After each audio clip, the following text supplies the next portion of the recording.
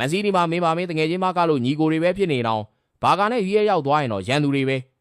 မန်စီးတီးမှာညီကိုတွေဖြစ်ပြီးစပိန်နဲ့ပေါ်တူဂီတုံးကဂျိတ်တွေကြောင့်ရန်ဘက်တွေဖြစ်လာခဲ့တဲ့ရိုရီနဲ့ဘာနာဒိုဆေးဘာမန်စီးတီးမှာအတူတူအောင်ပွဲခံခဲ့တဲ့ညီကိုရင်းတွေဒီနေ့မှာတော့ကွင်းတွင်းမှာအချင်းချင်းခြေမုံဖို့အကြမ်းတမ်းဆုံးပြိုင်ဘက်တွေဖြစ်လာခဲ့ပါပြီ2024ယူရိုပြိုင်ပွဲ16သင်းစဉ်ပွဲစဉ်ပွဲပြီးကနေအချိန်ပိုနောက်ဆုံးစက္ကန့်တွေမှာပရိသတ်တွေကိုရင်သက်ရှူမောစေခဲ့တဲ့အဖြစ်အပျက်တစ်ခုဖြစ်ပွားခဲ့ပါတယ်ပေါ်တူဂီစတာဘာနာဒိုဆေးဘာရဲ့အပိုင်ကောင်းတိုက်ခွင့်လွဲချော်သွားချိန်မှာတော့စပိန်ကွင်းလေလူရိုရီယာဆေးဘာရဲ့ရှေ့တဲ့မှာတင်လက်သီးလက်မောင်းတန်းပြီးအားပါတရအောင်ပွဲခံခဲ့တာပါမန်ချက်စတာစီးတီးမှာသွေးစည်းညီညွတ်စွာနဲ့စူဖလားပေါင်းများစွာကိုအတူတူကင်မြောက်ခဲ့ကြတဲ့ညီကိုရင်းချလို့အသင်းဖော်တွေပါဒါပေမဲ့နိုင်ငံအသင်းအင်ဂျီကိုဝစ်ဆင်လိုက်တဲ့အခါဒါမှမဟုတ်ရီယယ်နဲ့ဘာစီလိုနာတို့လိုမဟာပြိုင်ဘက်ကြီးတွေဖြစ်ရင်ဆိုင်ရတဲ့အခါမှာတော့သူတို့ကြားကတန်ရောစင်တွေအားလုံးပျောက်ကွယ်သွားတော့မှာပါ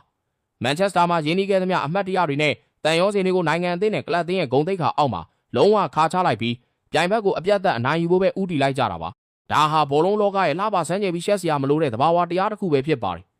ပြေပမှာဘလောက်ပဲခင်မင်ကြပါစီကွင်းတွင်းမှာတော့အနိုင်ရရှိရေးအတွက်ဘာမဆိုလှုံ့ဆော်ရဲတဲ့ဒီလို professional စိတ်ဓာတ်ကိုညီကိုတို့ဘလို့မြင်ပါသလဲထင်မြင်ချက်တွေကို comment မှာရေးသားသွားခဲ့ကြပါဦး